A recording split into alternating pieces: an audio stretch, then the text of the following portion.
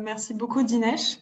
Je vais faire ma présentation en français et grâce à Lorraine, vous pourrez également y accéder en anglais.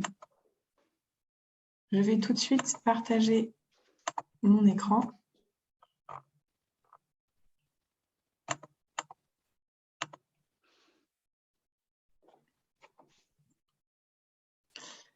Bonjour à tous et bienvenue. Je suis très contente de pouvoir commencer ce webinaire sur la coopération, un thème que nous, Grand Port Maritime de la Réunion, nous estimons essentiel pour maintenant et surtout pour le futur. Je vais commencer par faire une petite présentation du port de la Réunion, qui est situé dans l'ouest de l'île de la Réunion, dans la zone océan Indien. Le port de la Réunion est composé de deux parties. Le port Est, que vous voyez principalement sur l'image à l'écran, qui rassemble les activités de conteneurs, de vrac liquide et solide, de rouliers et de croisières. La longueur des quais de ce port est de 1650 mètres au total. Et un deuxième port, que nous appelons le port Ouest, situé en orange sur cette image, qui rassemble les activités de pêche, de plaisance, les activités militaires, puisque c'est la 3e base navale française, les activités d'exportation de sucre en vrac, les importations de gaz, de ciment et de bitume en vrac également, et les ateliers de réparation navale. Ce port-là possède 3000 mètres de longueur de quai au total. Pour faire un petit point sur les statistiques de l'année 2021, le port a eu un trafic total de 6 millions de tonnes pour l'année 2021, ce qui représente 485 escales. Il y a eu un trafic de presque 400 000 conteneurs qui rassemble les conteneurs à l'import, à l'export et aussi le transbordement qui représente à peu près 100 000 conteneurs. Vous pouvez voir sur le graphique que l'activité de Port Réunion augmente tous les ans régulièrement depuis 2011. C'est dans ce contexte que Port Réunion a décidé d'initier plusieurs programmes de coopération au sein de la zone océan Indien. Le premier dont je vais vous parler, c'est le programme de coopération avec l'autorité portuaire des Seychelles.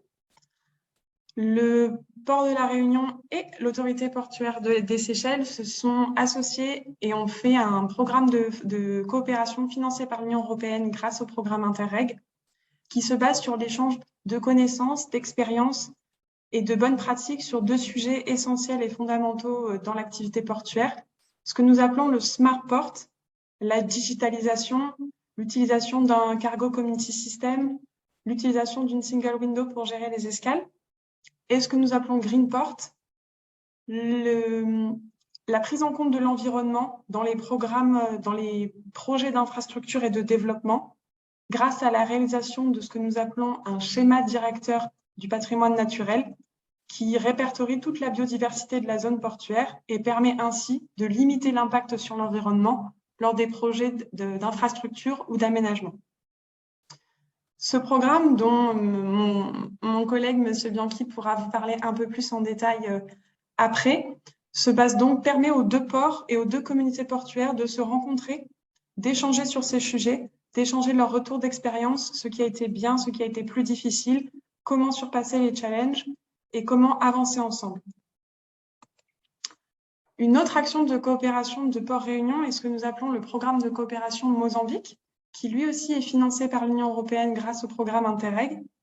C'est un programme de coopération avec la Chambre de commerce et d'industrie France-Mozambique, avec l'autorité portuaire de Cabo Delgado, CFM, mais également avec beaucoup d'acteurs du cluster industrielo-portuaire de la Réunion, que vous pouvez voir ci-dessous, donc des entreprises de toute la communauté portuaire aux activités variées, mais toutes liées.